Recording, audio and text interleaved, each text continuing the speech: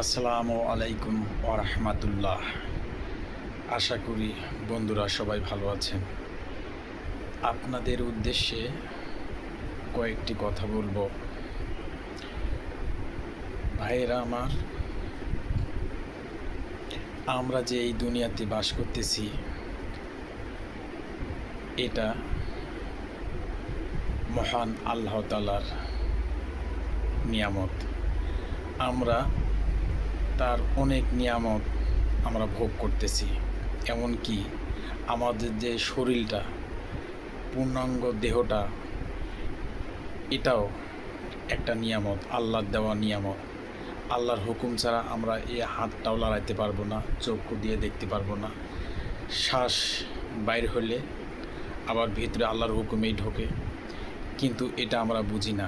আমরা আজ রক্তের গরমে দাম্ভিকতা, রক্তের গরম, মানুষকে অপমানিত, খুন খারাপি, অনেক কিছু করতেছি এই বাহুবলে।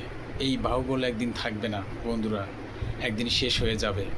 চোখ বন্ধ করেন, সব কিছু অন্ধকার। একদিন আপনারা দেখেন, আপনাদের আশেপাশে দেখেন অনেক মুরব্বিয়ান ইন্তেকাল করতেছে। আপনারা দেখেন ওই 3.5 হাত মাটি, ওই 3.5 হাত মাটি হচ্ছে আমাদের আসল ঠিকানা। যত বলেন দালান কোটা বাড়ি, এগুলা আমাদের অভিশাপ, একটা জীবনের অভিশাপ। এগুলোর কারণে আমরা আজকে দুনিয়াদারি আল্লাহ এবং আল্লাহ রসুলকে ভুলে গেছি। তাই আসুন ভাইয়েরা আমার, আমরা দাম্ভিকতা না করে আমরা আল্লাহর পথে চলি, নবী এবং রাসূলের তরিকা মতো চলি, তাহলে ইনশাআল্লাহ আমাদের জীবনে সুখ শান্তি ফিরে আসবে। অবশ্যই আমার কথার মধ্যে অবশ্যই ভুল ত্রুটি হতে পারে, আমি সেইভাবে আপনাদের উদ্দেশ্যে এই কথাগুলো বলতে পারি নাই, বিধায় আমি আপনাদের কাছে ক্ষমা প্রার্থনা করছি। আসসালামু আলাইকুম ওয়া রাহমাতুল্লাহি ওয়া বারাকাতুহু।